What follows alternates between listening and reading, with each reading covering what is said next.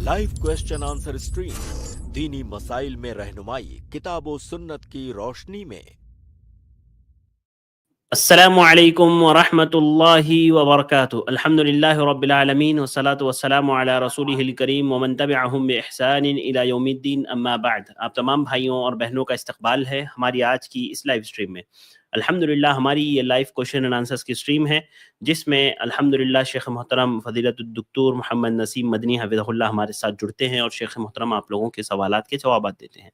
अल्हम्दुलिल्लाह आज का हमारा दूसरा रोज़ा मुकम्मल हुआ। उम्मीद करते हैं आप तमाम का भी खैर आफियत से मुकम्मल हुआ होगा। अल्लाह रब्बुल आलमीन कबूल फरमाए, उसमें होने वाली गलतियों को दरगुजर फरमाए, आमीन। तो आइए बिला ताखिर आगाज़ करते हैं स्ट्रीम का। शेख मोहतरम को ऐड करते हैं, इस्तकबाल करते हैं और सवालात का सिलसिला शुरू करते हैं। अस्सलामु अलैकुम रहमतुल्लाहि व बरकातुहू। शेख वालेकुम सलाम व रहमतुल्लाहि व बरकातुहू। बहुत शुक्रिया शेख हमारे साथ ज्वाइन होने के लिए, वक्त देने के लिए। इजाज़त हो तो सवालात का सिलसिला शुरू करते हैं शेख। जी बिस्मिल्लाह। तो आज के सबसे पहले गेस्ट है शान। मैं आपको ऐड कर रहा हूँ, आप अपना सवाल करें। अस्सलाम वालेकुम रहमतुल्लाहि व बरकातुहू। वालेकुम अस्सलाम वालेकुम रहमतुल्लाहि व सलाम व बरकातुहू। रहमतुल्लाहि व बरकातुहू। सबसे पहले मैं अल्लाह का शुक्र अदा करता हूँ और आप दोनों शेखों का भी। अभी कुछ दिन पहले मैं एक सवाल किया था कार के मुतालिक से कि मैं अपनी गाड़ी बेच रहा हूँ, तो बेचने वालों को मैं सब सच बता के बेचूं। अल्हम्दुलिल्लाह मैंने सच बताया और जो मुझे बात छुपा के पैसे मिल रहे थे वो बात बता के मुझे पैसे मिले। मतलब अल्हम्दुलिल्लाह का शुक्र है, गाड़ी मेरी बिक गई। अल्हम्दुलिल्लाह। जी। और दूसरा शेख मेरा कुछ सवाल है, अगर हो सकता है मैं सब पूछ लूंगा, वरना टाइम की वो होगी तो कुछ पूछ लेता हूँ, बाकी बाद में। जी जी जी। शेख पहला सवाल मैंने यहाँ दुबई से है, मतलब मैं यहाँ पे क्या होता है क्रेडिट कार्ड बनता है, तो शेख उसमें आपका एक लिमिट दे देते हैं कार्ड की कि 3 लाख रुपए आपकी लिमिट है। आप उसमें 100 दिरहम की 100 रुपए की शॉपिंग करो या 3 लाख की, उसमें जो उनका सर्विस चार्ज है वो सेम रहता है। सपोज मैं 100 रुपए की शॉपिंग कर रहा हूँ, उसका सर्विस चार्ज 10 रुपए है। सेम शॉपिंग अगर मैं 3 लाख की कर रहा हूँ, उसका सर्विस चार्ज 10 ही रुपए रहेगा। तो क्या ये सूद में आएगा शेख? बिस्मिल्लाह अल्हम्दुलिल्लाह वस्सलातु वस्सलामु अला रसूलिल्लाह। भाई आपके सवाल का जवाब देने से पहले एक सवाल मैं आपसे पूछूंगा, उसको भी क्लियर कर दीजिए, तब जवाब देता हूँ इंशाल्लाह। वो सवाल ये है कि जब आपने क्रेडिट कार्ड लिया तो उसकी एक लिमिट होती है कि आप इतने दिनों में जितना पैसा उस क्रेडिट कार्ड के जरिए से आप खर्च करेंगे, इतने दिनों में आपको उसे बैंक को पे कर देना है ना? ऐसी लिमिट होती है कि इतने महीने के अंदर अंदर आपको पे कर देना है ना? जी शेख, जी शेख। हाँ। अगर अगर अगर उस टाइम लिमिट में आपने पे नहीं किया तो क्या होगा? तो उसमें कुछ उनका फिक्स चार्ज है सर, टैक्स, मतलब टैक्स जुर्माना। बोलेंगे, हाँ, टैक्स जुर्माना नहीं, है। वो सूद है, सूद है वो। जी जी जी। ये वो सूद है, उसको नाम कुछ भी दें। अगर जी जी। आपके क्रेडिट कार्ड लेते वक्त आपका ये एग्रीमेंट होता है कि 2 महीने में, सपोज 2 महीने में आपने अगर पे नहीं कर दिया तो तीसरा महीना दाखिल होते ही आपको इतना एक्स्ट्रा देना होगा। अगर ये शर्त है तो यही शर्त सूद है। बाकी जो आपने सवाल किया है उसमें कोई मसला नहीं है। वो जो सर्विस चार्ज लेते हैं, चाहे आप 10 दिरहम का की मार्केटिंग करें या 3 लाख की मार्केटिंग करें, उनका जो सर्विस चार्ज है वो लेंगे, उसमें कोई इश्काल नहीं है। इश्काल इस नुक्ते पर है कि अगर आपने टाइम लिमिट में वो कर्जा पे नहीं किया, कर्जा नहीं चुकाया, तो आपको ज्यादा देना पड़ेगा, यही सूद है। इस एग्रीमेंट के साथ क्रेडिट कार्ड लेना ये जायज नहीं है, क्योंकि ये सूद है। Okay okay Sheikh. अच्छा, दूसरा सवाल इसमें ये हो गया, अब जो मैंने इस कार्ड से गोल्ड लिया है, सोना लिया है मैंने, उस टाइम किसी से मैंने पूछा था तो शायद वो मुझे अच्छे से बता नहीं पाया, तो मैंने ये ले लिया। इंशाल्लाह मैं तौबा कर लूंगा, अल्लाह माफ मुझे करे। तो मैंने जो गोल्ड लिया है, अभी मैंने ये तकरीबन 2.5 लाख का लिया था, उसमें मैं कुछ पे कर चुका हूँ, तो लिहाजा जो मेरे पास गोल्ड है उसका मैं क्या ज़कात निकालूंगा? अगर वो गोल्ड निसाब को पहुंच रहा है, 85 ग्राम से ऊपर है और साल कंप्लीट हो गया है, तो ज़कात निकालेंगे। अच्छा, भले से उसकी इंस्टॉलमेंट मैं भी पूरी नहीं किया हूँ, लेकिन मेरे पास है तो मैं उसकी ज़कात निकालूंगा। बिल्कुल, जब साल पूरा हो जाएगा तब। ओके, साल अभी। ओके, सेम सेम ऐसे ही अगर मैं से कोई जमीन खरीदता हूँ, वो भी ऐसा किस्तों पे, मींस मैं अपना लोग अपने इंडिया में होता है कि 50 लाख की जमीन है, میں نے اس کو 30 لاکھ دے دیے, بقایا 20 لاکھ, ایک ایگریمنٹ ہو گیا 2 سال 3 سال کے بعد دوں گا. زمین میرے پاس 50 لاکھ کی ہے لیکن میں نے 30 لاکھ دے دیا ہے, تو کیا اس پہ بھی میں زکوٰۃ نکالوں گا؟ بالکل. زمین اگر آپ کی ملکیت میں آ گئی ہے اور زمین کو آپ نے بزنس پرپز سے خریدا ہے, بیچنے کے لیے خریدا ہے, تو جب اس میں سال کمپلیٹ ہوگا تو زمین کی جو مالیت ہے اس میں 2.5% آپ زکوٰۃ نکالیں گے.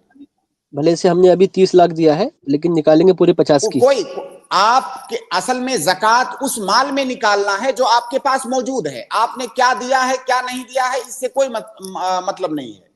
زمین آپ کی ملکیت میں آ گئی ہے, زمین تجارت پرپز سے ہے, تو اس میں جب سال کمپلیٹ ہوگا تو زکوٰۃ نکالنا ہوگا کیونکہ وہ آپ کے پاس موجود ہے.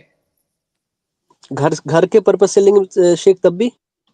اگر اپنے استعمال کے پرپز سے لیں گے, چاہے گھر یا کھیتی یا کوئی بھی استعمال, تو اس میں زمین میں زکوٰۃ نہیں ہے. زمین میں زکوٰۃ اسی وقت ہے جب اس کو بزنس پرپز سے لیں گے. اور آپ کے نام میں ٹرانسفر ہو گئی تب؟ ہاں, مطلب آپ کی ملکیت میں آ گئی تب.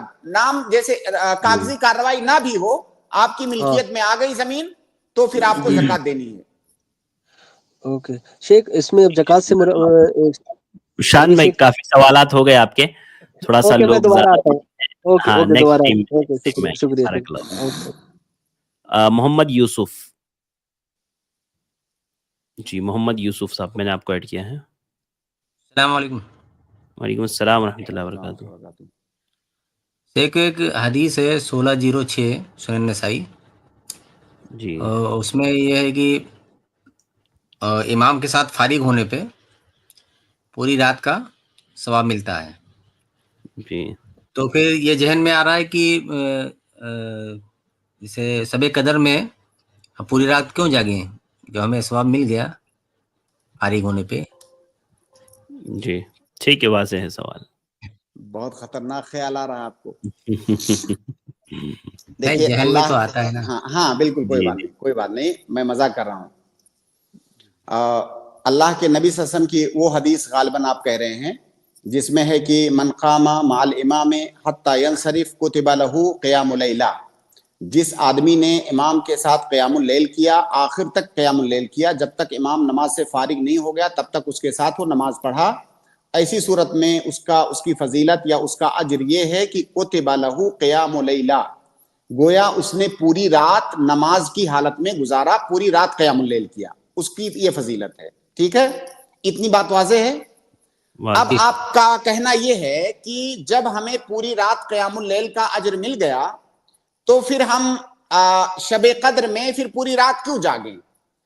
بھائی آپ کو آلریڈی پوری رات کے قیام کا اجر مل چکا ہے. اب اگر آپ اور عمل کرتے ہیں, کوئی اور عمل کرتے ہیں, تو کیا اس پر آپ کو ایکسٹرا نہیں ملے گا؟ آپ جاگتے ہیں, قرآن پڑھتے ہیں, اذکار کرتے ہیں, دعائیں کرتے ہیں, یا نفلی نمازیں پڑھتے ہیں, تو یہ آپ کا ایکسٹرا ہوا کہ نہیں ہوا؟ یہ ایک بات یہ کہ آپ کو ایکسٹرا ملے گا. دوسری بات کہ اگر آپ کو شب قدر مل گئی, اللہ کرے مل جائے, اور کوئی آدمی اگر تمام راتوں کو جاگتا ہے تو انشاءاللہ اسے ضرور ملے گی وہ رات. تو شب قدر کی جو فضیلت ہے خیر من الف شہر, 1000 راتوں سے بھی زیادہ بہتر. تو یہاں پر تو آپ نے ایک رات قیام کیا ہے, اگر آپ کو شب قدر مل گئی تو 1000 راتوں کی عبادتوں سے زیادہ بہتر ہے وہ. تو اس میں اور اس میں کوئی مقابلہ نہیں ہے. نہیں, یہ تھوڑا سا وضاحت کر دیں اسی میں. جسے کیا مان لیجیے 21ویں کی رات شب قدر ہے, مان لیجیے, جی تو اس میں ہم نے امام کے ساتھ تراویح پڑھی اور فارغ ہو گیا, تو ہمیں پوری رات کا ثواب مل گیا. تو بالکل کیا ہمیں انشاءاللہ شب قدر مطلب تھوڑا سا حصہ ملا کہ نہیں ملا, یا جاگنے پر ہی ملے گا؟ بالکل بالکل بالکل, یہ آپ کا دوسرا سوال ہے اور بہت اچھا سوال ہے یہ جو آپ کے خیال دماغ میں آیا. دیکھیے فرض کر لیجئے کہ کوئی آدمی شب قدر کو پا گیا, مان لیجئے 21ویں کی رات شب قدر ہے. اب اس رات اس نے مغرب کی نماز پڑھا, فرض نماز مغرب کی نماز پڑھا. اب گویا کہ اگر شب قدر میں اس نے مغرب کی نماز پڑھا تو 1000 راتوں تک اگر کوئی مغرب کی نماز پڑھتا ہے تو اس کے برابر ہے وہ مغرب کی نماز.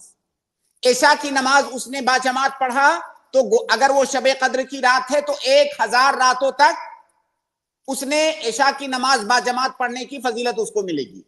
یہ فضیلت مل گئی بلا شبہ، اسے مل گئی انشاءاللہ.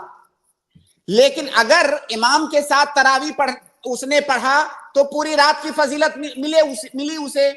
اب اگر آگے بھی وہ عبادت کرتا ہے تو ایسا تھوڑی ہے اس کی یہ عبادت ضائع چلی گئی، اس کو اس پر ایکسٹرا اجر ملے گا. بھائی ایک آدمی 2 رکعت نماز پڑھتا ہے شب میں، ایک شیخ آواز کٹ گئی آدمی نماز پڑھا. جی شیخ ابھی آ رہی ہے.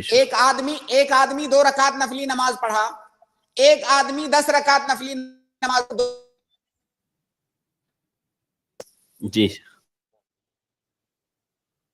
جی شیخ کوئی بلاک ہونا چاہتا ہے؟ جی شیخ فرمایا ابھی. تو بھائی میرے، میں یہ عرض کر رہا تھا کہ آپ جتنی عبادت کریں گے اتنا زیادہ آپ کو اجر ملے گا. گرچہ آپ کو پوری رات قیام کرنے کا اجر مل چکا ہے، لیکن اب پلس اس پر آپ اور نفلی عبادتیں کریں گے اور قرآن پڑھیں گے اور دعائیں کریں گے تو آپ کو اور ملے گا. باقی یہ تو ہے کہ آپ نے اگر شب قدر میں تراویح کی نماز با جماعت پڑھ لی تو آپ کو شب قدر مل گئی. یہاں تک کہ اگر آپ نے صرف مغرب کی نماز پڑھ لی شب قدر کی رات میں تو آپ کو نماز مل گئی شب قدر میں. لیکن آپ جو اس پر زیادہ کریں گے، جو اضافہ کریں گے، وہ اضافی ہے.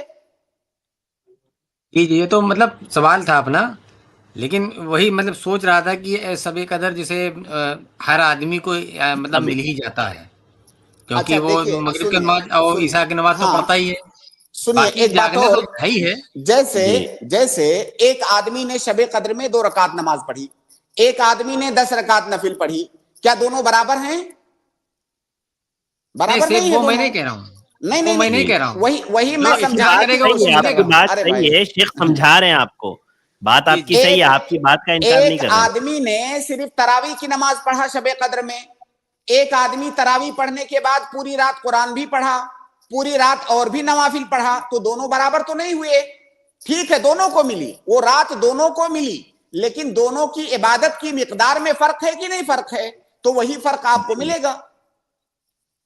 جی وہ تو صحیح ہے. ٹھیک ہے، السلام علیکم. ٹھیک ہے، جی وعلیکم السلام، بہت شکریہ. اس کے بعد علی، میں آپ کو ایڈ کروں، آپ اپنا سوال کریں. السلام علیکم شیخ. وعلیکم السلام. سب سے پہلے تو اللہ تعالیٰ سے دعا ہے کہ اللہ آپ کا، میرا، سبھی ہم مسلمان بھائی کا رمضان خیر و عافیت سے گزرے. آمین آمین. جی شیخ، میرا پہلا سوال یہ ہے کہ والدین اور اللہ کے بیچ کوئی پردہ نہیں ہوتا دعا کے معاملے میں، لیکن اگر باپ بد ہو، مطلب اچھا نہیں ہے، باپ برا ہو اور بے وجہ اپنے بیٹے کو بد دعا دو، کچھ وجہ ہی نہیں، تو بھی اللہ تعالیٰ بد دعا قبول کرتا ہے شیخ؟ جی شیخ، اگر کوئی باپ اپنے بچوں پر بے وجہ بد دعا کر رہا ہے، یعنی بد دعا کرنے میں وہ حق بجانب نہیں ہے، تو بالکل اس کی بد دعا قبول نہیں ہوگی. ایسا تھوڑی ہے کہ کسی کو جب چاہو بد دعا دے دو اور آپ کی بد دعا قبول ہو جائے گی. اگر وہ حق بجانب نہیں ہے تو اس کی بد دعا قبول نہیں ہوگی. شیخ دوسرا سوال یہ ہے کہ اللہ تعالیٰ نے جیسے ہم ہیومنس کو فری ول دی ہوئی ہے، چاہیے تو ہدایت کا راستہ چنو یا اچھائی کا راستہ چنو، تو اگر ہمیں کوئی لڑکی پسند آتی ہے اور وہ دیندار ہو، نیک ہو، تو اللہ تعالیٰ سے ہم کیا یہ دعا کر سکتے ہیں کہ اللہ تعالیٰ اس کی مطلب برائی سے حفاظت کرے، یعنی لڑکوں سے حفاظت کرے؟ یہ مناسب ہوگا شیخ؟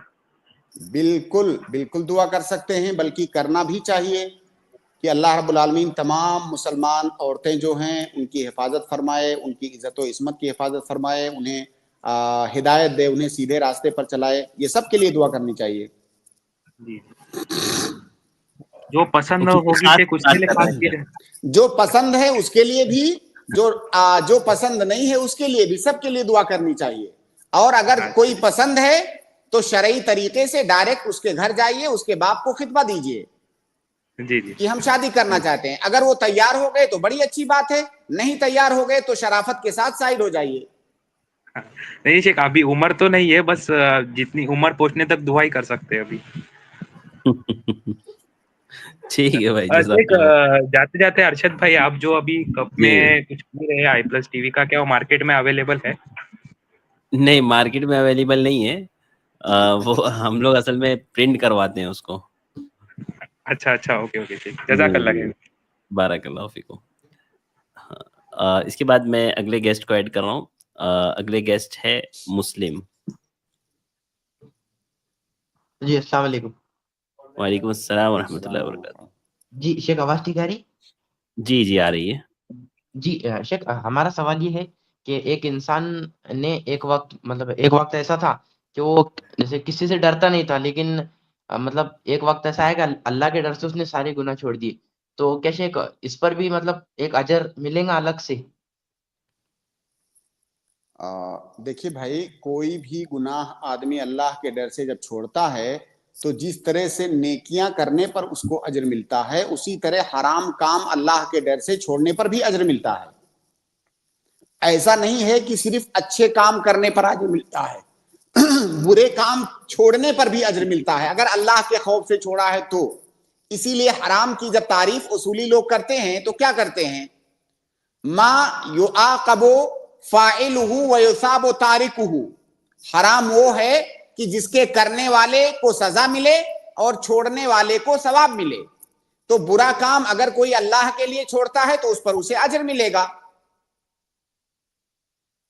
جی جی شیخ, ہم یہ کہنا چاہ رہے تھے کہ ہم نے ایسا سنا تھا کسی تفسیر میں کہ اللہ تعالیٰ نے سورۃ الفرقان میں یہ فرمایا ہے کہ جیسے تم بڑے بڑے گناہوں سے توبہ کر لو گی تو اللہ تعالیٰ تمہارے گناہوں کو نیکیوں میں تبدیل کر دے گا. کیا شیخ یہ بات درست ہے؟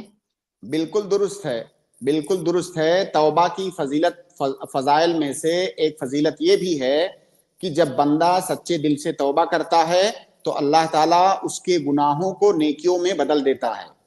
لیکن گناہوں کو نیکیوں سے بدلنے کا مطلب کیا ہے, اس کا دو مطلب بیان کیا ہے مفسرین نے.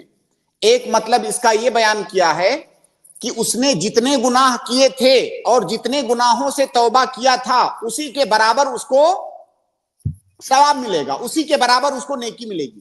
یعنی اس کے نامہ اعمال میں اگر گناہ لکھا ہوا تھا تو اس جگہ پر نیکی لکھ دی جائے گی اگر اس نے توبہ کیا. اس کی ایک تفسیر یہ ہے. دوسری تفسیر اس کی یہ ہے کہ وہ پہلے گناہ کرتا تھا, اب آگے اللہ رب العالمین ان گناہوں کی جگہ پر اسے نیکیوں کی توفیق دے گا. اس کی دوسری تفسیر یہ کی جاتی ہے, اور دونوں تفسیر میں خیر ہے. وہ قرآن کی آیت غالباً یہ ہے فَأُولَٰئِکَ يُبَدِّلُ اللَّهُ سَیِّئَاتِہِم حسنات, یہ قرآن کی آیت ہے. جی شیخ دوسرا سوال پوچھنے کی اجازت ہے؟ ہاں بولیے, پوچھ لیجیے. جی شیخ, ہمارا دوسرا سوال یہ تھا کہ شیخ ہمارا ریتی کا بزنس تھا لیکن اب ہم نے اسے اللہ کے ڈر سے چھوڑ دیا ہے, تو شیخ اس سے جو مال جمع ہوا ہے مطلب اس کو پاک کرنے کا کچھ طریقہ بتا دیں. ریتی کا بزنس حرام ہے کیا؟ شیخ ایسا نہیں ہوتا ہے, میں آپ کو بتاتا ہوں. شیخ جیسے ہم رائلٹی سے رائلٹی سے کیا تو چوری نہیں ہوتی ہے. جیسے ہم نے ایک گاڑی کی 5,000 روپے رائلٹی بھری, لیکن لوگ کیا کرتے ہیں کہ رائلٹی تو ایک گاڑی کی بھرتے ہیں اور لے آتے ہیں 3 گاڑیاں. تو اب جیسے ایک گاڑی مطلب 2 گاڑیاں چوری کے لے گئے, ایک گاڑی سمجھ گیا آپ نے, یعنی حرام طریقے سے اس بزنس کو حرام طریقے سے خیانت والے طریقے سے کیا. اب وہ حرام طریقے سے جو مال کمایا ہے اس کا بہترین طریقہ یہ ہے کہ وہ جو حرام مال ہے اس کو آپ کسی اچھے مصرف میں خرچ کر دیجئے, اس سے چھٹکارا حاصل کر لیجئے. جو حلال ہے اس کو استعمال کر لیجئے, جو حرام ہے اس سے چھٹکارا حاصل کر لیجئے. حالانکہ بعض علماء نے یہ بھی کہا ہے کہ اگر حرام مال سے حرام کاری سے توبہ کر لیا تو جو حرام طریقے سے مال کمایا ہے اس کو استعمال کیا جا سکتا ہے. لیکن اگر کوئی آدمی ورع اور تقوی اور زہد اختیار کرنا چاہتا ہے تو اس مال کو کسی کار خیر میں خرچ کر دے, اس کو استعمال نہ کرے. لیکن جیسا کہ میں نے بتایا شیخ الاسلام ابن تیمیہ وغیرہ کا یہی موقف ہے کہ اگر وہ آدمی سچے دل سے توبہ کر رہا ہے تو پھر وہ حرام طریقے سے کمایا ہوا مال اس کا ہے, بشرطے کہ کسی بندے کا وہ حق نہ ہو. اگر کسی کا بندے کا حق ہے, مان لیجیے چوری کر لیا ہے کہیں سے تو کسی کا حق ہے تو ضروری ہے کہ اس کو لوٹائے. لیکن اگر اسے معلوم نہیں ہے, مان لیجیے حقوق عامہ ہے, یا کہیں ایسی جگہ سے کمایا ہے کہ وہ کسی خاص آدمی کا حق نہیں ہے، تو ایسی صورت میں اس کو استعمال کر سکتا ہے وہ. جی ٹھیک ہے شیخ، جی بہت جزاک شکریہ. اللہ. بہت جی السلام علیکم. السلام ورحمۃ اللہ وبرکاتہ. شیخ ایک سوال کمنٹ میں آیا ہے پرائیویٹ، پچھلے سوال سے ریلیٹڈ، کہ مال تجارت جو زمین تجارت کے لیے خریدی گئی ہے اس پر زکوٰۃ ہے، اس کی کوئی دلیل شیخ؟ اس کی دلیل یہ ہے کہ تمام مال تجارت میں زمین کو صرف دماغ میں مت رکھیے، ہر طرح کے مال تجارت میں جو مال بھی تجارت کے لیے تیار کیا گیا ہو اس میں زکوٰۃ واجب ہے. تو عام دلیل ہے اس کی، زمین کے لیے الگ سے دلیل نہیں چاہیے. جیسے دنیا میں لاکھوں طرح کی چیزوں کی تجارت ہو سکتی ہے، تو تجارت میں مال تجارت میں زکوٰۃ واجب ہونے کی جو عام دلیل ہے اس میں زمین بھی داخل ہے. جی جی ٹھیک ہے شیخ. اس کے بعد میں اگلے گیسٹ کو ایڈ کر رہا ہوں، ابن شاکر، آپ اپنا سوال کریں. السلام علیکم ورحمۃ اللہ وبرکاتہ. وعلیکم السلام شیخ ورحمۃ اللہ وبرکاتہ. شیخ میرا سوال تراویح کے متعلق تھا کہ جیسے کہ وہ والی حدیث بھی ہے کہ من قام مع الامام حتی ینصرف، تو جیسے کہ اب جو ہے ہم حنفی علاقے میں رہتے ہیں تو وہاں 20 رکعت ہوتی ہے، تو کیا ہمیں پوری 8 رکعت پڑھ کے نکل جانا چاہیے یا پھر پوری 20 رکعت نماز پڑھے اس کا فائدہ اٹھانے کے لیے کیا بہتر ہوگا شیخ؟ بہتر یہی ہے کہ آپ 8 رکعت پڑھ کے نکل جائیے، اور 8 رکعت پڑھ کر نکلنے کے لیے آپ کے پاس شرعی عذر موجود ہے، اور وہ شرعی عذر یہ ہے کہ وہ امام سنت کی مخالفت کر رہا ہے. اگر وہ سنت کی مخالفت نہیں کرتا تو آپ آخر تک کھڑے ہوتے، لیکن وہ سنت کی مخالفت کر رہا ہے اس لیے آپ نکل رہے ہیں. آپ اس لیے نہیں نکل رہے ہیں کہ آپ کو جلد بازی ہے یا آپ کو نہیں پڑھنا ہے، آپ اس لیے نکل رہے ہیں کہ آپ وہاں پر سنت کی مخالفت کی جا رہی ہے، اس لیے آپ نکل جائیے، انشاءاللہ وہ اجر آپ کو ملے گا. تو پھر بعد میں کیا وتر میں جوائن کرنا ہے ان کو یا پھر گھر پہ ہی پڑھنا ہے پھر وہ وتر کی نماز؟ اگر آپ آس پاس ہیں تو وتر میں جوائن کر سکتے ہیں، یا گھر پہ جا کے آپ وتر پڑھ لیں. اچھا، اور ایک سوال یہ تھا، یا پھر یہ بہتر یہ ہوگا کوئی شخص اگر آخری عرصے جو ہے نا آخری پہر میں رات کے وہ نماز پڑھنا چاہتا ہے تو وہ تراویح نہ پڑھ کر اکیلے آخری پہر میں لمبی قیام وغیرہ کرے، یا پھر جو ہے تراویح جماعت کے ساتھ ہی پڑھے؟ بالکل یہ اس کے لیے جائز ہے، لیکن افضل یہ ہے کہ جماعت سے پڑھے، کیونکہ جماعت کی فضیلت زیادہ ہے. جیسے جو جماعت کی فضیلت آپ نے خود بتائی ابھی کہ کتب لہ قیام اللیلہ، پوری رات کے قیام کا اس کو اجر ملتا ہے. یہ اجر اگر وہ تنہا تراویح پڑھے گا تو اسے نہیں ملے گا. رات کے آخری پہر کی جو فضیلت آتی ہے بہت ساری احادیث سے، یعنی بالکل تو اگر کوئی فضیلت شخص آتی چاہے، ہے، لیکن یہ والی بھائی اگر کوئی آدمی امام کے ساتھ پڑھا تو گویا پوری رات قیام کیا، تو کیا پوری رات میں رات کا آخری پہر داخل ہے کہ نہیں؟ جی جی بے شک. ہاں تو اس میں یہ بھی ہے نا کہ کوئی شخص اگر عشاء کی نماز اگر با جماعت پڑھے پھر فجر کی نماز پڑھے با جماعت تو اس کے لیے بھی یہ فضیلت ہے. ہاں اس کے لیے بھی فضیلت ہے، لیکن تمام فضیلتیں الگ الگ اعمال کی فضیلتیں الگ الگ ہیں. ایسا نہیں کہ ایک فضیلت آپ کو حاصل ہو گئی تو دوسری فضیلت کی ضرورت نہیں ہے. جی تراویح کی نماز کی الگ فضیلت ہے، آپ کو وہ الگ فضیلت ملے گی.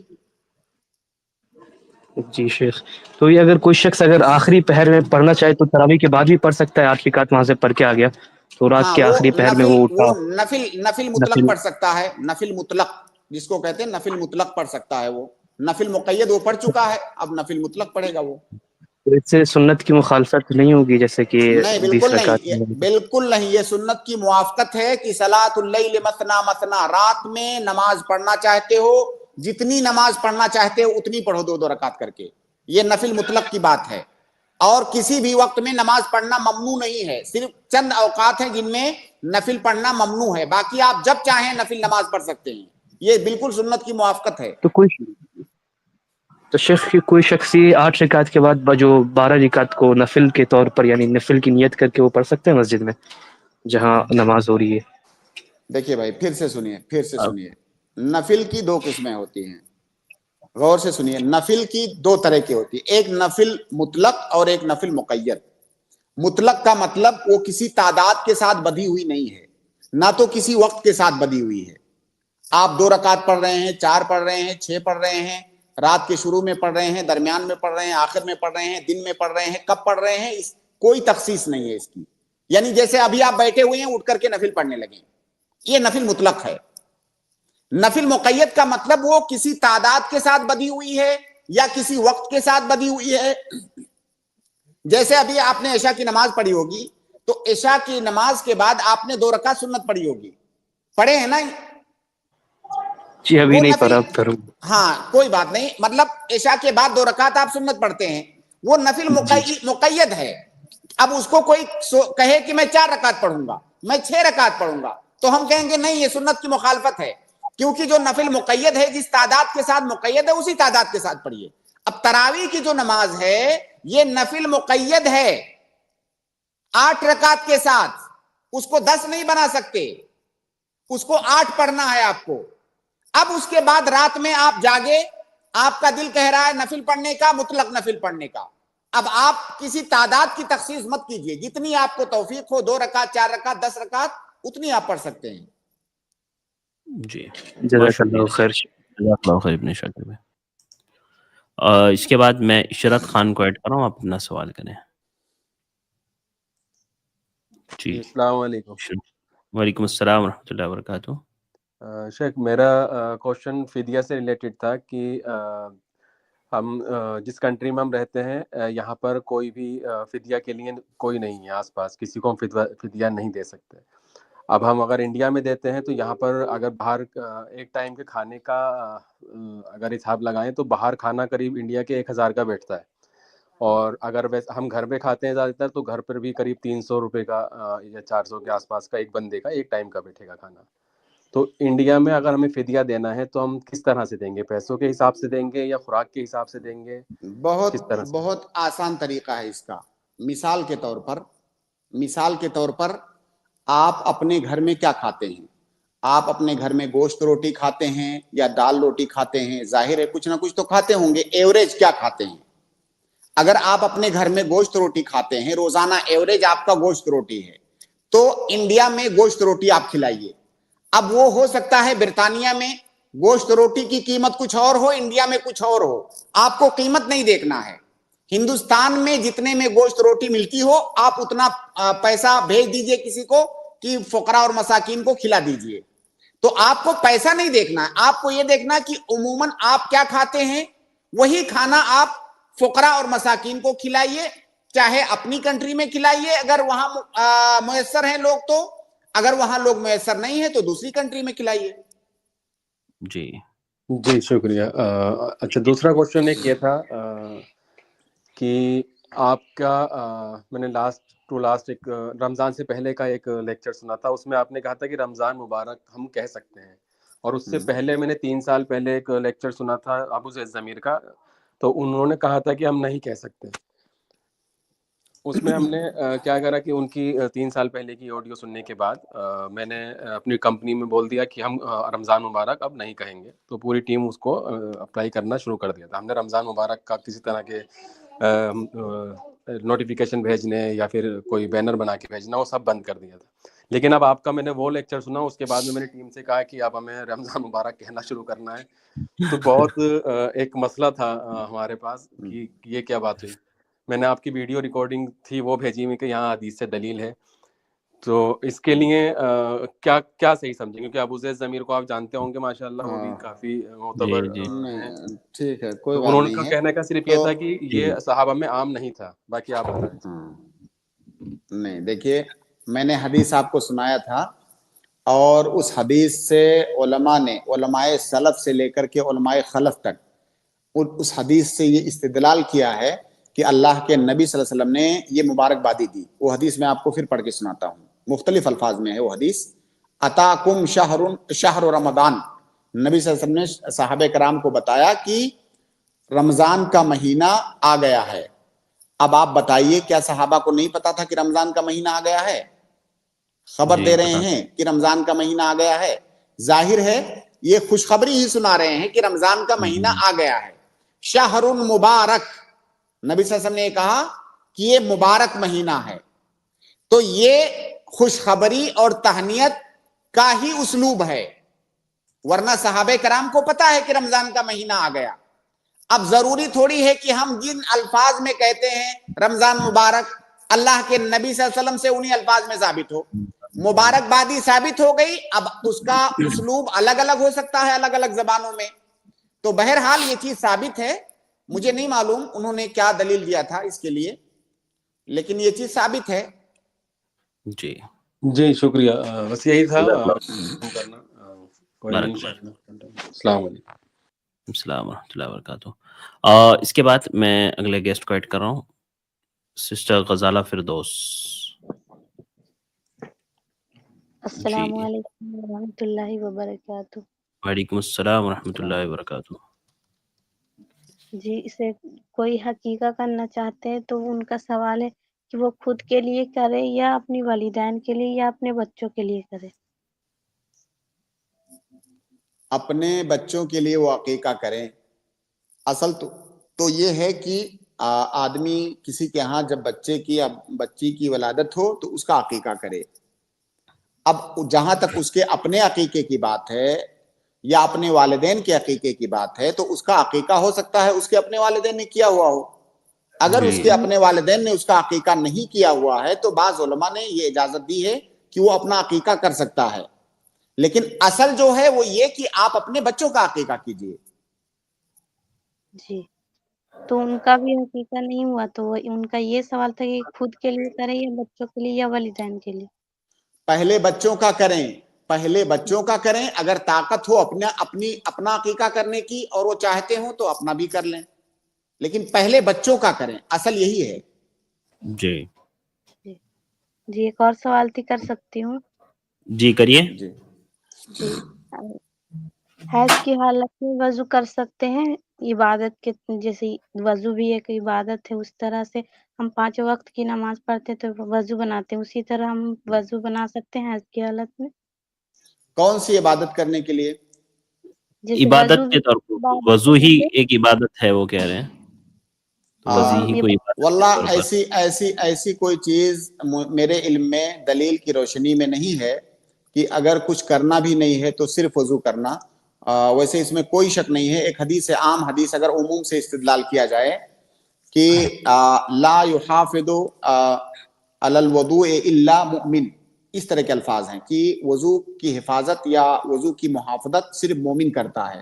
तो बावजू रहना भी एक अच्छी बात है। इसीलिए बाज़ हदीसों में भी आया है कि जब सोना हो तो बावजू होकर के आप सोइए। हालांकि सोते वक्त जरूरी नहीं है कि आपको नमाज पढ़ना हो तभी वजू करें।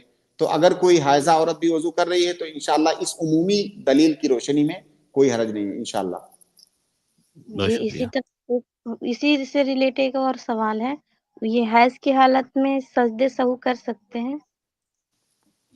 सुभान अल्लाह, सजदे सहू तो नमाज के लिए है ना, तो जब हैज की हालत में वो नमाज कहाँ पढ़ेगी जो सजदे सहू करेगी? किस बात का सजदे सहू? सजदे सहू नहीं, सजदे शुक्र, गलत बोल दी। हाँ बिल्कुल बिल्कुल कर सकती है, बिल्कुल कोई बात नहीं है। सजदे शुक्र, देखिए सजदे शुक्र कब किया जाता है? जब आपको कोई नेमत अचानक मिले, ऐसी नेमत नहीं जो रोजाना मिलती है, ऐसी नेमत जो कभी कभी मिलती है, तो उस पर सजदे शुक्र करना चाहिए, सुन्नत है नबी सल्लल्लाहु अलैहि वसल्लम की। तो अगर कोई ऐसी नेमत मिल रही है, वो औरत हैज की हालत में है, तो बिल्कुल वो सजदे शुक्र करेगी।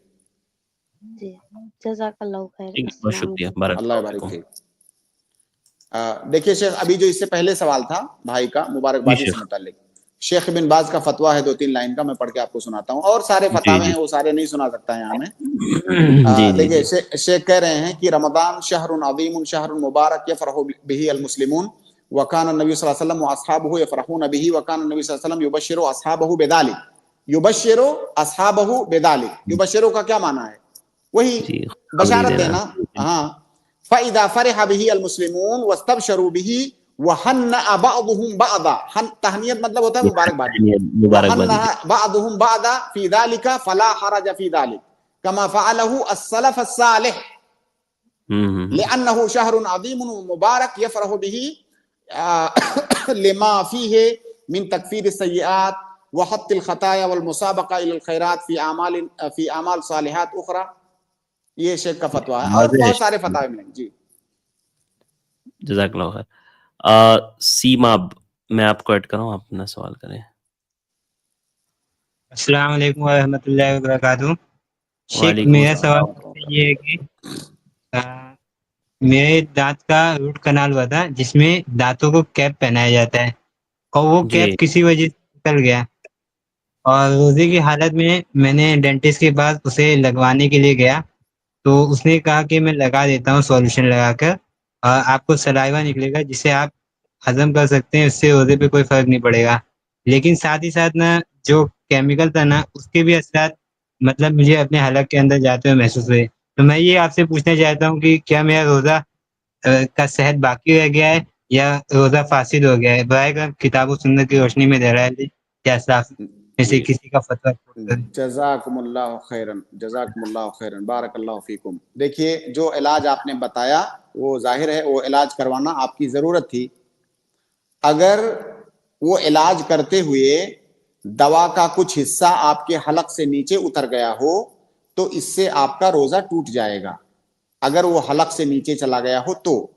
اگر وہ دوائی منہ میں رہی ہو پھر آپ نے تھوک دیا ہو تب تو روزہ نہیں ٹوٹے گا، لیکن اگر دوا کا کچھ حصہ حلق سے نیچے اتر گیا تو روزہ ٹوٹ جائے گا۔ اس کی وجہ کیا ہے کہ کھانے اور پینے سے روزہ ٹوٹ جاتا ہے۔ وَكُلُوا وَاشْرَبُوا حَتَّى يَتَبَيَّنَ لَكُمُ الْخَيْطُ الْأَبْيَضُ مِنَ الْخَيْطِ الْأَسْوَدِ مِنَ الْفَجْرِ، اور کئی ساری دلیلیں ہیں کھانے پینے سے روزہ ٹوٹنے کی۔ سوال یہ ہے کہ کھانا اور پینا کہتے کس کو ہیں؟ کھانا اور پینا منہ کے ذریعہ سے یا ناک کے ذریعہ سے کسی بھی چیز کو حلق سے نیچے اتارنے کا نام کھانا پینا ہے۔ اب وہ چیز ضروری نہیں ہے کہ وہ چاول ہو، روٹی ہو، یا کوئی فائدہ مند چیز ہو یا مضر چیز ہو، کوئی بھی چیز اگر جان بوجھ کر کے کسی چیز کو حلق سے نیچے اتارا جا رہا ہے تو وہ کھانے پینے کے حکم میں ہے۔ تو اگر اس دوائی کا کچھ حصہ آپ کے گلے کے نیچے جا رہا ہے تو اسی کو کھانا پینا کہتے ہیں، اس سے آپ کا روزہ ٹوٹ جائے گا۔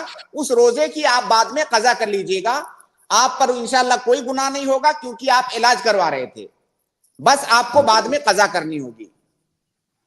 جزاک اللہ خیر۔ بارک اللہ فیکم، جزاک اللہ خیر، بہت شکریہ بھائی۔ ثنا فاطمہ آپ اپنا سوال کریں سسا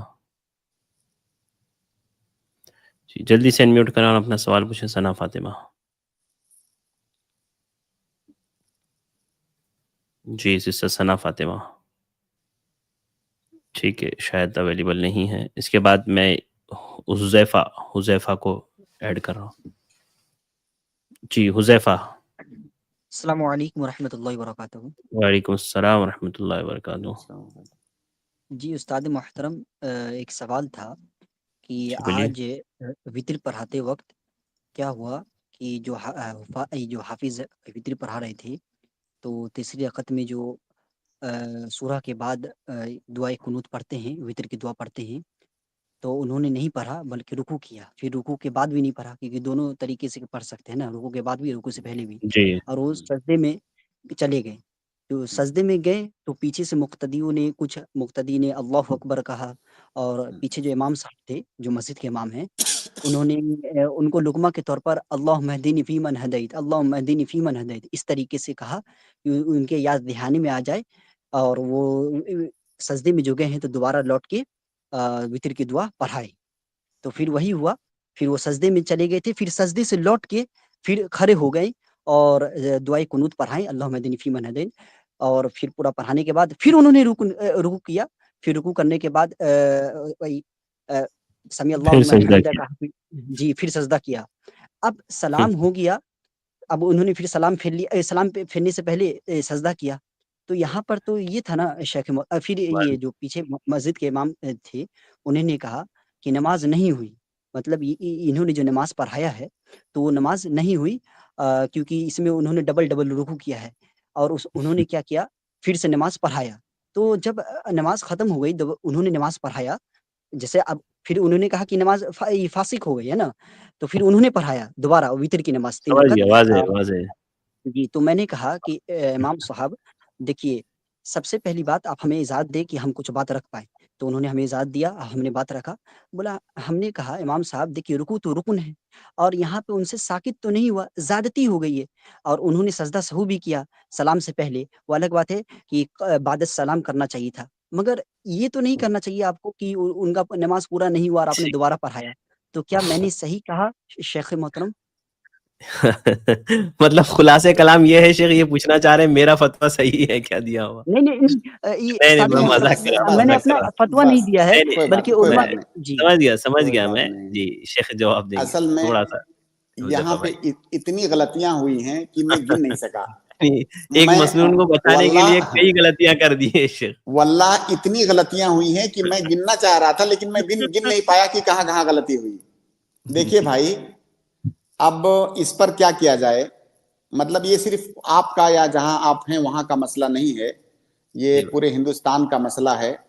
پورا ہندوستان پورے ہندوستانی مسلمان اس وقت ٹک ٹاک میں لگے ہوئے ہیں اور انہیں دنیا داری مکمل طور سے آتی ہے لیکن اپنے دین کے بنیادی مسائل انہیں نہیں آتے ہیں اور نہ تو کبھی ضرورت محسوس کرتے ہیں کہ نماز کے جو بنیادی مسائل ہیں اس کو سیکھیں. کتنے بڑے افسوس کی بات ہے، ابھی تک بیشتر جگہوں پر لوگ یہی سمجھتے ہیں کہ وتر کی نماز میں اگر قنوت نہیں پڑھے تو کوئی کمی رہ گئی یا نماز نہیں ہوئی، جیسے کہ آپ نے بتایا ابھی.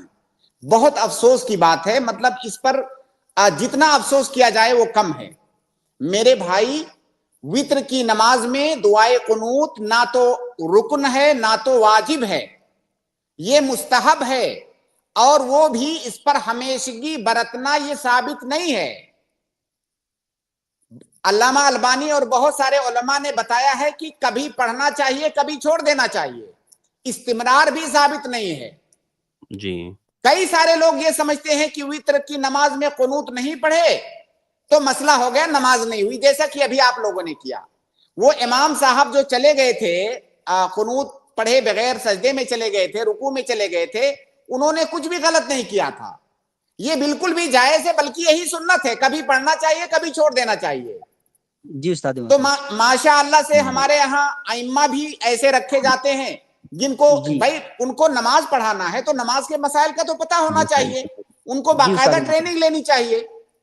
تو بہرحال آپ لوگوں نے بھی غلطی کی، ماشاءاللہ سب لقمے پہ لقمہ دے رہے ہیں کیونکہ سارے لوگ ایسے ہی ہیں. اور پھر امام صاحب بھی سبحان اللہ وہ بھی ان کو بھی نہیں معلوم ہے. تو میرے کہنے کا مطلب یہ ہے کہ امام صاحب کو بھی پہلے نماز کے بنیادی مسائل کو سیکھنا چاہیے اور جو لوگ ہیں عام لوگ وہ بھی مطلب وتر کی نماز تو ہم روزانہ پڑھتے ہیں، وتر کی نماز روزانہ پڑھتے ہیں تو وتر کے یہ موٹے موٹے احکام تو معلوم ہونے چاہیے. بہرحال وتر کی نماز میں قنوت نہ تو واجب ہے نہ تو رکن ہے، اگر انہوں نے نہیں پڑھا تو کوئی حرج کی بات نہیں ہے. وتر کی نماز بالکل مکمل ہے، سنت کے مطابق ہے. جن لوگوں نے ٹوکا انہوں نے غلط کیا، جہالت میں ٹوکا، اور امام صاحب جو بعد میں کھڑے ہو گئے ان کے ٹوکنے پر انہوں نے بھی غلطی کیا. اب وہ جو دوبارہ کھڑے ہو گئے ہیں نا، یہ غلطی کیا انہوں نے، اب اس کی وجہ سے ان کو سجدے سہو کرنا ہوگا. جی نماز کے اندر انہوں نے اضافہ کر دیا، اس اضافے کی بنیاد پر وتر کی نماز سے جب وہ سلام پھیریں گے، سلام پھیرنے کے بعد 2 سجدے سہو کریں گے، اس کا یہ حل ہے. باقی جو تفصیلات آپ نے بیچ میں بتائی وہ سب چھوڑ دیجئے، اس کی کوئی ضرورت نہیں ہے. امام صاحب جو کھڑے ہو گئے دوبارہ انہوں نے غلطی کیا، کھڑا نہیں ہونا چاہیے تھا، نماز ان کی کمپلیٹ تھی، کھڑے ہو کر کے انہوں نے ایک چیز کا اضافہ کر دیا. اس اضافے کی بنیاد پر سلام پھیرنے کے بعد ان کو 2 سجدہ کرنا ہوگا، سجدے سہو. جی جب ہم نے یہ بات امام صاحب کے پاس رکھا، شیخ محترم بس تھوڑا وقت دے دے، بس ہے نا ذرا تھوڑا دے دے شیخ جلدی محترم. بولیے آپ اور شارٹ میں بولیے جی بالکل. جب ہم نے یہ بات رکھا امام صاحب کے پاس کہ امام صاحب آپ نے جو یہ طریقہ اپنایا کہ آپ نے دوبارہ نماز کو کروایا تو یہ غلط طریقہ تھا، اس لیے امام صاحب کیونکہ رکن اگر چھوٹ جاتا تو وہاں پہ آپ کرا سکتے تھے، ہے نا، دوبارہ پڑھا سکتے تھے. امام رکن صاحب تو نے کیا نہیں کہا چھوٹا. وہ بول دیجئے تو جلدی سے. ہاں تو امام صاحب نے مجھے کہا کہ میں نے دوبارہ پھر نماز اسی لیے پڑھایا کیونکہ انہوں نے بعد السلام سجدہ سہو کیا، ہے نا، قبل السلام سجدہ سہو کیا، بعد السلام نہیں کیا، بعد السلام نہیں کیا، اسی لیے میں نے دوبارہ پڑھایا اور 2 بار یہ رکوع کیا. تو یہ بات پہ سارے لوگ ہم کو ٹوکنے لگے کہ تم سب امام غلط ہے. صاحب کو کیا. وہ جو آپ نے کہا وہ بھی غلط ہے، جو امام وہ بھی صاحب نے غلط ہے کیا وہ جو بھی انہوں نے غلط ہے، کہا. جو پبلک نے کہا وہ بھی غلط ہے. اور دیکھیے امام صاحب بھی بیچارے کیا کریں گے، ہندوستان میں جو اماموں کا حال ہے وہ کیا آپ نہیں جانتے ہیں؟ جی مطلب اکثر مسجدوں میں آپ جانتے ہیں اگر زور سے پیچھے سے کوئی ڈانٹ دے تو امام صاحب ایک رکعت ہی چھوڑ دیں گے. مطلب امام صاحب لوگوں کو پبلک نے ایسا دبا کر کے رکھا ہوا ہے کہ کوئی پبلک میں سے کوئی زور سے ڈانٹ دے تو مطلب رکعت بھول جائیں گے. اماموں جیسے کی یہ آپ حالت بنا دی گئی ہے، تو امام صاحب استاد کیسے محترم نہ لگتا ہے دوبارہ کھڑے تمہارا ہوتے؟ नहीं आप हमारा लगता है सवाल नहीं ठीक से सुने उस्ताद मोहतरम, माफ कीजिएगा, कि वो इमाम पहले जो पढ़ाया था ना जो वित्र, वो एक हाफिज थे, और फिर वो जो पीछे थे ना जो इमाम साहब थे जिन्होंने फिर दोबारा वो भी सुने, वो भी नमाज सुने, पढ़ाया। दोनों बातें भाई सुने। हमने सब सुन लिया है, जो कुछ आप लोगों ने किया है सब गलत है, वो सब गलत है जो मैंने बताया। अब आगे ऐसे ही कीजिएगा, कभी वित्र की नमाज में कुनूत पढ़िए, कभी मत पढ़िए। अगर कुनूत की कुनूते वित्र छूट गई कोई मसला नहीं है, उस पर टोकम टोका करने की जरूरत नहीं है, नमाज आपकी सही है। और इमाम साहब अगर इस तरह से गलती करें कि वो नमाज में कोई इजाफा कर दे, तो इजाफे की बुनियाद पर बाद में सजदे सो करेंगे, सलाम के बाद। जी सलाम के बाद करेंगे, खुलासा यही निकला, नमाज को दोहराना नहीं चाहिए था। जी जी जी बहुत शुक्रिया, बहुत शुक्रिया, बहुत शुक्रिया उस्ताद मोहतरम। जज़ाकल्लाहु खैर, बारकल्लाहु फीकुम। इसके बाद अबू अरवा, मैं आपको ऐड कर रहा हूँ, आप अपना सवाल करें भाई। जी अबू अरवा, मैंने आपको ऐड किया है। जी आपकी आवाज नहीं आ रही है भाई, माजरत। अबू अरवा। अस्सलाम वालेकुम। वालेकुम अस्सलाम व रहमतुल्लाहि व बरकातहू। जी अभी आ रही है, फरमाएं। शेख सवाल ये था कि कुरान की तिलावत करते जब मुसहफ में, तो बहुत से लोग आगे पीछे होते हैं, तो क्या इसे यहूदियों की मुशाबियत कहेंगे? आज के यहूदी जब वो अपनी किताब पढ़ते हैं दीवार पे जाके, वहाँ पे जो फिलिस्तीन में है, तो वो भी आगे पीछे होते हैं, तो क्या इसको शरीयतन कैसा है? देखिए बहुत सारे उलमा ने इससे मना फरमाया है, और थोड़ा सा जल्दबाजी नहीं करनी चाहिए, तसर्रुफ से काम नहीं लेना चाहिए यहूदियों से मुशाबह कहने में। इसमें थोड़ी सी सख्ती है, ये उस्लूब ठीक नहीं है, लेकिन अलबत्ता बहुत सारे उलमा ने इससे मना फरमाया है, चूंकि वो उनकी इबादत का हिस्सा है। झूम झूम के पढ़ना उनकी इबादत का हिस्सा है, इसलिए उससे बचना चाहिए, लेकिन फौरन उस पर तशब्बुह का हुक्म मत लगा लीजिए। कोशिश ये कीजिए कि बच्चे जो खास तौर से शोबे हिफ्ज़ में बच्चे पढ़ते हैं, शुरू से उनकी आदत ऐसी डाल दी जाती है कि वो झूम झूम के पढ़ते हैं, तो उसी वक्त से उनकी तरबियत ऐसे की जाए कि भाई झूम झूम के मत पढ़ो। ऐसा थोड़ी है कि झूम झूम के पढ़ोगे जब भी याद होगा। लेकिन तो उसमें एक एक्सुई रहती है शेख, उसमें एक एक्सुई रहती है झूम करके पढ़ने में, इसीलिए और वो आदत इतनी बढ़ जाती है कि शुरू से अगर आदत बन गई है तो फिर आपको उसी में एक्सुई लगती है। वरना जो लोग झूम के नहीं पढ़ते हैं, तो क्या उनको एक्सुई नहीं मिलती है? तो असल आदत का मसला है, वो आदत बन जाती है। तो बचना चाहिए, उस झूमने से भी बचना चाहिए और हुक्म लगाने से भी बचना चाहिए। असल में तकरीबन हिफ्ज में शेख सारे बच्चे वैसे ही करते हैं, खुद हम भी ऐसे ही करते थे। और वो झूमने की आदत इतनी हो जाती है ना शेख, के तरावी भी पढ़े होंगे ना, जब खड़े होके तरावी भी पढ़ाते हैं तो भी झूम रहे होते हैं।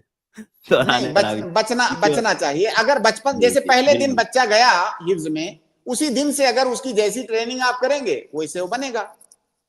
बिल्कुल बिल्कुल शेख, सही बात है। जी भाई ठीक है शेख, एक और सवाल था शेख, अलग से थोड़ा कुछ। अभी जो एक भाई ने सवाल किया था मुबारकबादी के बारे में, रमज़ान मुबारक, तो शेख आज मतलब बहुत से चीज़ों पे मुबारकबादी दी जाती है, लाइक जैसे कि रमज़ान का चांद दिखता है तो चांद मुबारक, या जुमा मुबारक। तो इसको डिफरेंशिएट कैसे करेंगे, और कैसे हम लोग पता कर सकते हैं कि कहाँ पे मुबारकबादी देना है या नहीं देना है? बहुत आसान तरीका है, मुबारकबादी देना ये इबादत है। मुबारकबादी देना ये इबादत है। जहां पर अल्लाह के नबी सल्लल्लाहु अलैहि वसल्लम ने या साहबे कराम ने सलफ ने दिया है, वहां पर मुबारकबादी देंगे। जहां पर नहीं दिया है वहां नहीं देंगे। अल्लाह के नबी सल्लल्लाहु अलैहि वसल्लम के जमाने में भी चांद निकलता था, जुमा का दिन आता था, क्या अल्लाह के नबी सल्लल्लाहु अलैहि वसल्लम जुमा के दिन मुबारकबाद देते थे? नहीं देते थे। तो इसलिए जहां अल्लाह के नबी सल्लल्लाहु अलैहि वसल्लम ने दिया है वहां पर देंगे। ठीक है शेख। जी अबू अरवा भाई, जज़ाकल्लाह खैर।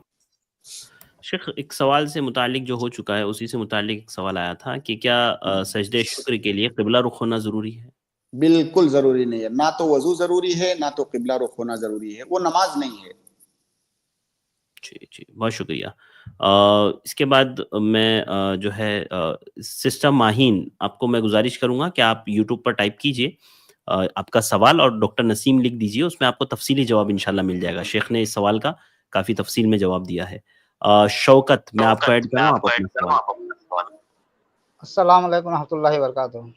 वालेकुम अस्सलाम रहमतुल्लाहि व बरकातहू। शेख, हमारे गांव हिंदुपुर में कुरान कंपटीशन रखा है, 25वीं ताखरात तक जो ज्यादा कुरान पढ़ेगा उसको इनाम दिया जाएगा, उम्र की कोई कैद नहीं है, क्या ऐसा करना सही है? जी शेख। मुझे लगता है कि ये सवाल मेरे व्हाट्सएप पर भी आया है, अभी तक मैं जवाब नहीं दे सका हूं उसका। देखिए, इसका जवाब ये है कि अगर तो इसमें रियाकारी दाखिल होने का खतरा है तो नहीं करना चाहिए, लेकिन अगर तरगीब मकसूद है, लोगों की हौसला अफजाई, हिम्मत अफजाई मकसूद है, तो इंशाअल्लाह इसमें कोई हरज नहीं है। ख्याल रखे कि इसमें, हाँ, ये ख्याल रखे कि इसमें रियाकारी वाली बात नहीं आनी चाहिए।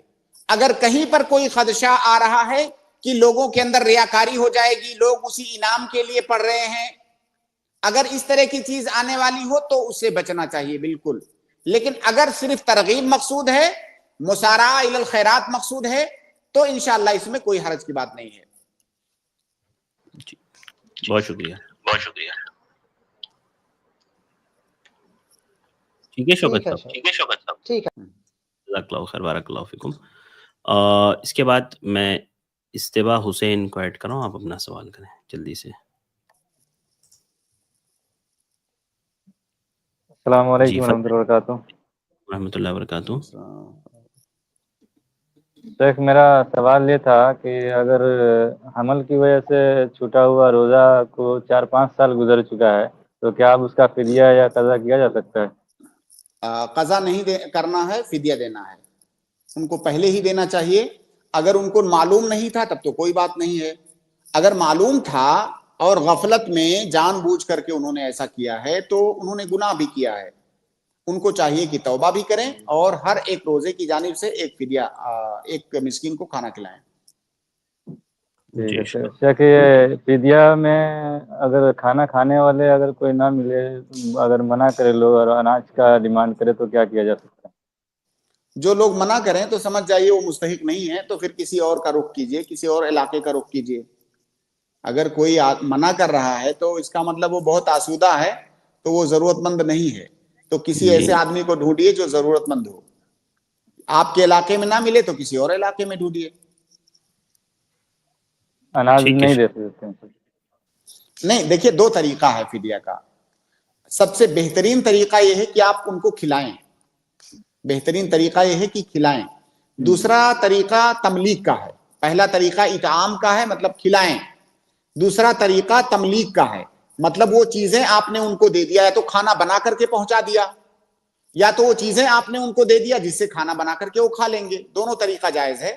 लेकिन मैं उन लोगों की बात कर रहा हूं जो बाकायदा से मना कर रहे हैं कि नहीं, हमें खाना खाने की जरूरत नहीं है। तो अगर उन्हें जरूरत नहीं है तो जरूरतमंदों को ढूंढिए। ठीक है शेख, बहुत शुक्रिया। बहुत शुक्रिया शेख, वक्त देने के लिए। अल्लाह आपको जज़ाए खैर दे। वक्त हमारा मुकम्मल हुआ, तो यहीं पर आज की स्ट्रीम को ख़त्म करते हैं। अस्सलाम वालेकुम रहमतुल्लाहि व बरकातुहू। इसके बाद मैं अपने भाइयों और बहनों का शुक्रगुजार हूँ, माजरत खा हूँ उन भाइयों बहनों से जिनको मौका नहीं मिल पाया। इंशाल्लाह अगली स्ट्रीम में मैं कोशिश करूँगा आपको मौका मिल जाए। और एक ज़रूरी ऐलान ये कि जैसे कि आप जानते हैं आज मंडे है और इसके फ़ौरन बाद अभी अगली हमारी स्ट्रीम है एक जो उसूल मनहज से मुताल्लिक है। आप लोगों से गुजारिश है ज़रूर उसमें तशरीफ़ लाएं और मनहज से मुताल्लिक बहुत सारी बातें सीखें, समझें और शेख मोहतरम से वहाँ पर मनहज से मुताल्लिक आप लोग सवालात भी कर सकते हैं। तो आज के लिए बस इतना ही, मुझे दीजिए इजाज़त। आप लोगों से गुजारिश है कि ज़रूर ज़रूर i+ TV का ताउन करें और i+ TV को आप लोग देखते रहें। मुझे दीजिए इजाज़त। अस्सलामु अलैकुम व रहमतुल्लाहि व बरकातुहू।